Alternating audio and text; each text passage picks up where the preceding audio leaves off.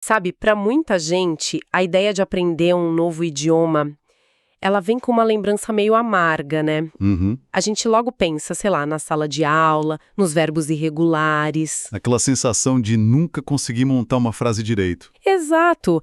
Mas olha que curioso. Catolombe, uma poliglota húngara que dominava simplesmente 16 idiomas, 16. foi considerado um fracasso em línguas na juventude. Nossa! E aí, no outro extremo, a gente tem o Chris Lonsdale, que numa palestra do TED afirmou que qualquer adulto pode chegar na fluência em 6 meses. 6 meses. É bem ousado. Pois é. Isso cria uma tensão fascinante, né? O que separa essa frustração total do sucesso espetacular? E exatamente essa é a nossa missão aqui hoje. Vamos mergulhar num conjunto bem diverso de fontes para tentar decifrar isso. O que a gente tem na mesa... Olha, a gente tem de tudo um pouco. Temos artigos com dicas práticas, tipo o 25 dicas para aprender um idioma estrangeiro. Sim. Temos as transcrições de palestras do TED, de especialistas como o próprio Chris Lonsdale e o Matthias Pilling. Aham. E o que eu acho incrível, trechos do livro de memórias da lendária Catolombo, o Poliglota. Aron. O nosso objetivo é fuçar tudo isso e encontrar os padrões, sabe? As conexões que unem todas essas perspectivas. Perfeito. Então, a primeira pergunta que todo mundo faz e que eu me faço é: por onde eu começo? Pois é. A gente pensa logo em baixar um aplicativo, comprar um livro de gramática, mas quase todas as nossas fontes apontam para algo que vem muito antes disso. Algo mais fundamental. Exatamente, a motivação. O famoso porquê. Exato. Porque essa ideia de que existe um dom para línguas, Assim. isso é, na verdade, um grande mito, sabe? A Catolombo era muito categórica sobre isso. Então ela dizia. Para ela, o sucesso vem de uma combinação de motivação, perseverança e diligência. Não de um gênio mágico. De jeito nenhum. E a história do Matthias Pilling, outro palestrante, ilustra isso de um jeito perfeito. Conta aí. Ele conta que odiava espanhol na escola. Simplesmente não entrava na cabeça dele. A clássica matéria que a gente é obrigado a fazer e não vê sentido, né? Exatamente. Ele não via relevância nenhuma naquilo. E aí? Anos depois, numa única viagem com um amigo sueco, ele aprendeu mais sueco do que todo italiano que ele tentou estudar formalmente. Numa única viagem. Por quê? Porque a experiência era real, era significativa para ele. Ele queria se conectar com amigos, sabe? Entendi. E isso conecta direto com um dos princípios do Chris Lonsdale. O cérebro não presta atenção em coisas que ele julga irrelevantes. Ah, então aquela desculpa de eu não tenho dom para línguas não cola muito. Não cola. O que as fontes sugerem é que talvez a pessoa só não tenha encontrado um motivo forte o suficiente. Um porquê de verdade. É por aí. O Lonsdale diz que a pergunta que você tem que se fazer é: como essa língua vai ser uma ferramenta para atingir algo que eu quero muito? Pode ser para o trabalho, para a família. Exato. Ou para entender filmes sem legenda.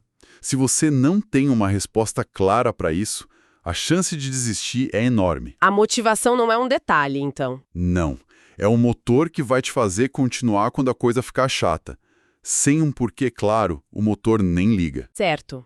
Entendido o ponto da motivação. Agora vamos entrar num debate que as fontes levantam e que, à primeira vista, parece uma baita contradição. Sei qual é. De um lado tem uma galera que diz que a gente aprende absorvendo o idioma, tipo uma esponja. Só ouvindo e lendo. Isso. E do outro lado, a ênfase é total na conversação imediata, em se jogar, mesmo que seja de forma desajeitada. Uhum. Ok, como a gente concilia essas duas ideias? Então, essa aparente contradição é tipo o coração de toda a discussão, né? Total. Vamos pegar os dois lados. O lado da absorção, ele é muito bem representado pela hipótese do input do Stephen Krashen, Quem é ele? um linguista super influente. Ele argumenta que a gente adquire uma língua de uma única forma, sendo exposto a input compreensível. Input compreensível. O que é isso? É ouvir e ler coisas que estão um pouquinho acima do nosso nível atual, mas que a gente consegue entender pelo contexto. Então, para esse tal de Krashen, a gente aprende recebendo informação, não produzindo. Exatamente. Para ele, falar não é praticar, falar é o resultado da aquisição que já aconteceu na sua cabeça. O Chris Lonsdale fala algo parecido, né? Sim, ele usa um termo imersão cerebral, brain soaking, que é essa ideia de deixar o idioma entrar e encharcar seu cérebro. Ok, isso faz sentido. Mas aí a gente pega o artigo 25 dicas e ele diz com todas as letras que os segredos são horas e horas de conversação desajeitada e extenuante. Exato. E o próprio Lonsdale, que fala em imersão cerebral, conta que na segunda semana dele na China, ele passou 8 horas conversando com um guarda de trem. 8 horas. Isso parece o oposto de só absorver, como pode. A chave para conciliar isso não está em ouvir versus falar. Está na ideia de interação baseada na compreensão. Explica melhor. Pensa nessa conversa de 8 horas do Lonsdale. O objetivo dele ali não era praticar falar perfeitamente. Certo. O objetivo era se comunicar. Ele estava usando o pouco que sabia, gestos, desenhos, qualquer coisa. O foco dele era 100% na mensagem. Mas aí eu fico com uma dúvida. Se o foco é só na compreensão e na mensagem, como a gente melhora a gramática? Boa pergunta. Porque nessa conversa do Lonsdale, eu imagino que ele cometeu centenas de erros. Esses erros não acabam se fossilizando? Ótima pergunta. E aí que a mágica acontece. O artigo 25 dicas explica por que essa conversação desajeitada é tão poderosa. E por quê? Ele diz que a linguagem precisa ser processada e não apenas memorizada passivamente. Processada. Quando você está numa conversa real, seu cérebro é forçado a processar a língua ativamente para construir significado. Esse esforço cria memórias muito mais fortes. São memórias sociais, emocionais. Entendi. Então, o flashcard é só informação, a conversa é uma experiência. Perfeito. Uma palavra vista num cartão é um dado. A mesma palavra usada para fazer alguém rir vira uma memória. Exatamente. É por isso que uma palavra usada numa conversa real gruda muito mais. Não é uma contradição, é uma sinergia. A absorção te dá as peças do quebra-cabeça. E a interação te ensina a montá-lo. Agora, tem um conceito que apareceu em várias das nossas fontes e que eu achei fascinante. Deixa eu adivinhar. O pai de idioma. Esse mesmo. Language Parent. O que é exatamente isso? Parece algo muito poderoso. Ter um guia, um parceiro de conversação que cria um ambiente seguro. Tipo, como os pais fazem com uma criança? Exato. O Matthias Pilling descreve como alguém que fala no seu nível e te corrige de uma forma que não te diminui, que não te faz sentir burra. Certo. Mas a lista de características do Chris Lonsdale é ainda mais específica e, eu diria, radical. Nossa, quando eu li essa lista do Lonsdale, a parte de nunca corrigir os erros... Choca, né? Me chocou, porque, é o oposto de tudo que a gente aprende. Pois é. Segundo ele, um pai de idioma ideal tem 4 comportamentos. Primeiro, eles se esforçam de verdade para entender o que você quer dizer. Eles são parceiros na comunicação? Isso. E o segundo, que é o que explode a cabeça de todo mundo, eles nunca corrigem seus erros diretamente. Peraí, nunca corrigir? Isso é totalmente contraintuitivo. Minha vida inteira, em qualquer curso, o professor estava lá com a caneta vermelha. A lógica é que se ninguém te corrige, você vai continuar errando para sempre. Como que isso funciona? A lógica está no terceiro ponto da lista dele, que é a chave de tudo. Ok. Em vez de corrigir, eles confirmam o entendimento fornecendo o modelo correto. Me dá um exemplo. Se você diz, eu ontem ir loja, eles não diriam, errado, o verbo está errado. Certo. Eles responderiam algo como, então você está dizendo que ontem você foi à loja. Percebe a diferença? Total. A correção vem embutida na confirmação da mensagem, não como uma crítica. É sutil. E o quarto ponto? O quarto ponto é que eles usam palavras que você já conhece.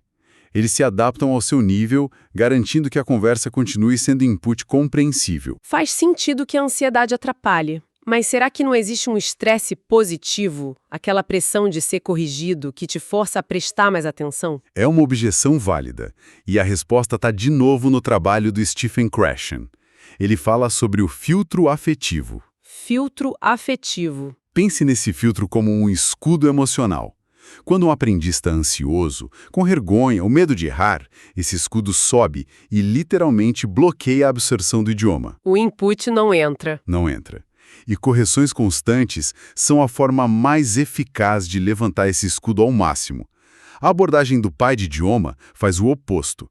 Ela baixa o filtro, te dá permissão para errar. É como aquela anedota hilária do artigo 25 Dicas, da pessoa que confundiu conservantes com preservativos em espanhol. Exato.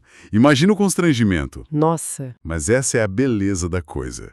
Você pode ter certeza que essa pessoa nunca mais na vida confundiu essas duas palavras. Verdade. Um erro emocionalmente carregado cria uma memória indelével. É muito mais forte que qualquer exercício de gramática. Entendi. Então, ter esse ambiente seguro, esse pai de idioma, é o que prepara o terreno. Perfeito. Mas uma vez que o terreno está preparado, quais sementes a gente planta? Quais são as táticas que as fontes apontam como mais eficientes? Ótima analogia. E sim, as fontes são bem consistentes em algumas estratégias práticas. Um ponto em que todas concordam é a regra do 80-20 pro vocabulário. Focar no essencial. Isso. O artigo 25 Dicas afirma que as 1000 palavras mais comuns de um idioma cobrem 80% da comunicação falada. O Lonsdale diz que cobrem 85%. Isso é libertador. Quer dizer que eu não preciso saber 50.000 palavras para ter uma conversa. De jeito nenhum. O número exato não importa tanto. O princípio é: comece pelo núcleo de alta frequência. Certo. E isso me lembra do método da Kate O'Long, que é quase uma aplicação prática disso. O método do romance. Ela usava a leitura de um livro como ferramenta. Exato. Como sua principal ferramenta. Como funcionava isso na prática? Ela simplesmente lia? Era um processo muito mais ativo. Ela tinha 3 etapas. Na primeira leitura, ela só intuía o texto, tentando pegar o sentido geral. Sem se prender em cada palavra. Isso. Depois, ela relia para compreender os detalhes, aí sim, pesquisando palavras, e por fim, ela relia só pelo prazer da história. E ela fazia isso com o livro intacto. De jeito nenhum. E essa é a parte mais legal. Ela não tratava os livros com reverência, ela os via como ferramentas. Como assim? Ela lutava com o texto. Riscava, anotava sinônimos, fazia um glossário no final do livro com as palavras que mais se repetiam. Ou seja, ela não tinha medo de estragar o livro. Para ela, um livro de idioma, com as páginas em branco, era um livro inútil. É uma mudança de mentalidade importante. Totalmente. E tem outra ideia do Lonsdale que é surpreendente. A do treinamento fisiológico. Fisiológico? Como assim, físico? Exato. A gente pensa que é só mental, né? Memorizar e tal. Sim. Mas ele insiste que é um treino físico. Pensa só, nosso rosto tem 43 músculos. Uau! E para produzir sons que não existem na nossa língua, a gente precisa treinar esses músculos. É como ir para academia. Desenvolver memória muscular. Isso. Ele tem uma citação ótima sobre isso.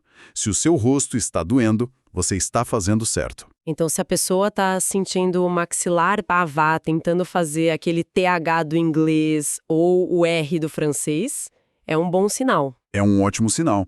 Significa que você está ativando músculos que estavam adormecidos. Interessante. E por falar em mudança de perspectiva, acho que a mentalidade da Catolumbi é o fechamento perfeito para tudo isso.